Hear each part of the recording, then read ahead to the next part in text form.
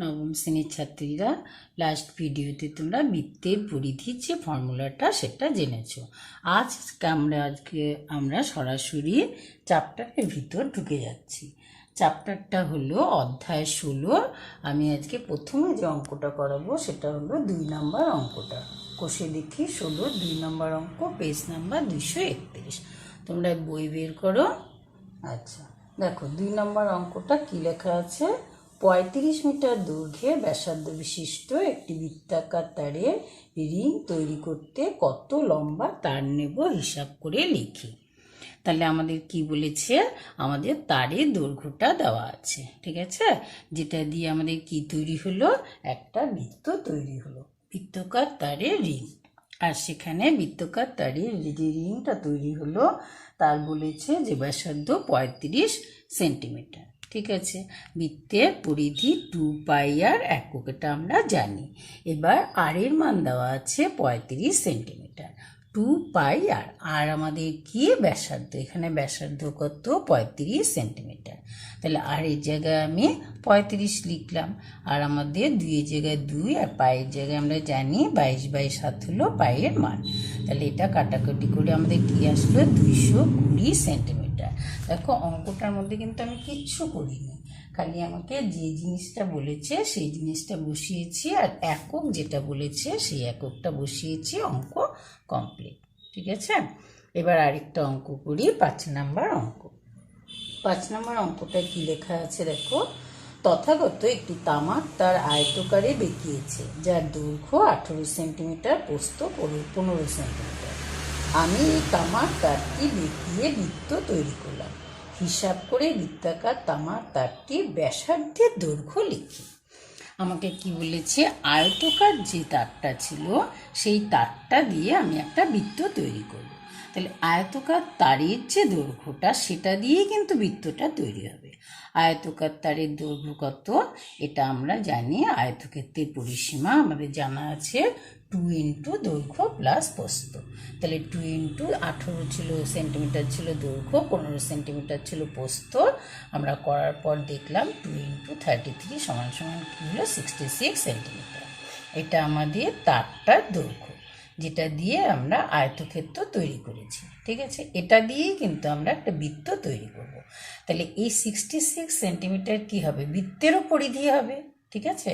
তাহলে যেহেতু এটা দিয়েই আমরা বৃত্তটা তৈরি করছি, তাহলে বৃত্তের পরিধি কত, 66 সেন্টিমিটার, যেটার আমাকে ব্যাসার্ধ নির্ণয় করতে বলেছে।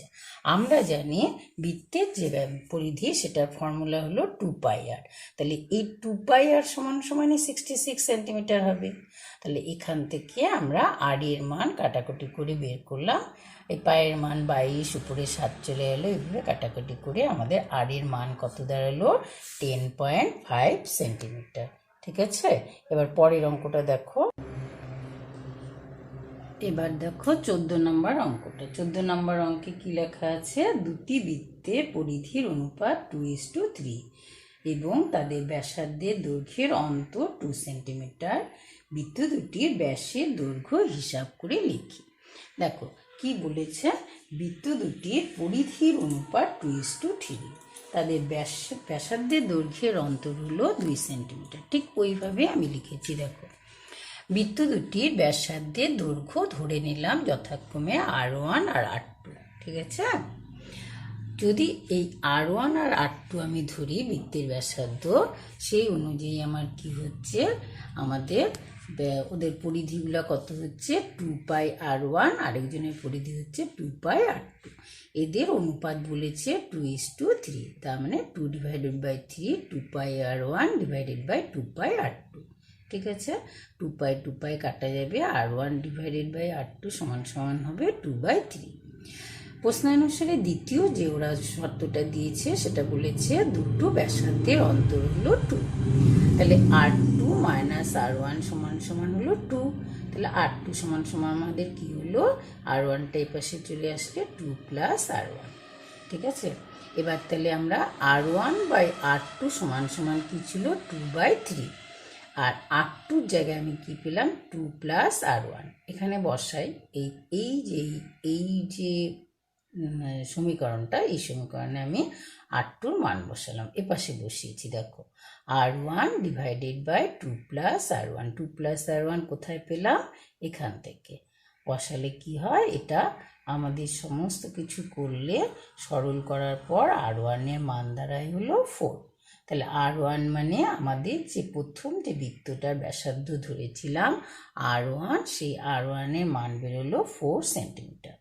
R2 মান কত বেরোবে? 2 প্লাস R1, 2 প্লাস 4 সমান সমান কত হবে? 6 সেন্টিমিটার। কোশ্চেনে দেখো আমাদের বলেছে যে আমরা বৃত্ত দুটো নিয়েছিলাম, সেই বৃত্ত দুটো ব্যাসের মান বের করতে বলেছে। তাহলে আমাদের প্রথম যে বৃত্তটা তার ব্যাসার্ধ 4 সেন্টিমিটার বেরোলো, দ্বিতীয় যে বৃত্তটা তার ব্যাসার্ধ 6 সেন্টিমিটার বেরোলো। তাহলে এই দুটোর ব্যাসার্ধ আমরা জানলাম। ব্যাস কী করে নির্ণয় করব? দেখো 2R1 সমান সমান 2 গুণন 4 সমান 8 সেন্টিমিটার, 2R2 সমান সমান 2 গুণন 6 সমান সমান 12 সেন্টিমিটার। কারণ আমরা জানি ব্যাসার্ধের দ্বিগুণ হলো ব্যাস। এরপরে আর পরের অঙ্কটা করছি। দেখো 19-এর 3 নম্বর অঙ্কটা লক্ষ্য করো। কি দেওয়া আছে? একটি বৃত্ত একটি বর্গক্ষেত্রে অন্তর্লিখিত। বর্গক্ষেত্রের বাহুর দৈর্ঘ্য 10 সেন্টিমিটার হলে বৃত্তের ব্যাসের দৈর্ঘ্য কত? কি বলেছে? বৃত্তটা বর্গক্ষেত্রের মধ্যে অবস্থিত। এটা একটা বর্গক্ষেত্র, ঠিক আছে? এই বর্গক্ষেত্রটার ভেতরে একটা বৃত্ত। এই বর্গক্ষেত্রটার একদম 4টা বাহুর সঙ্গে বৃত্তের পরিধির 4টা স্থান লেগে গেছে, দেখো তুমি। আচ্ছা, তাহলে এখানে কি বলেছে যে এই যে বর্গক্ষেত্রটা, সে বর্গক্ষেত্রটার প্রতিটা বাহুর দৈর্ঘ্য হলো 10 সেন্টিমিটার করে। এই অঙ্কটা দেখো, লক্ষ্য করলে বুঝতে পারবে যে ভীষণ সোজা। আমরা যে এই যে বৃত্তটা এঁকেছি, এই বৃত্তটার যে ব্যাস, সেই ব্যাসটা কিন্তু আমাদের বর্গক্ষেত্রের যে বাহু, সেই বাহুর দৈর্ঘ্যের সঙ্গে একদম সমান। তাহলে আমাকে কি নির্ণয় করতে বলেছে? একদম শর্ট কোশ্চেন এটা।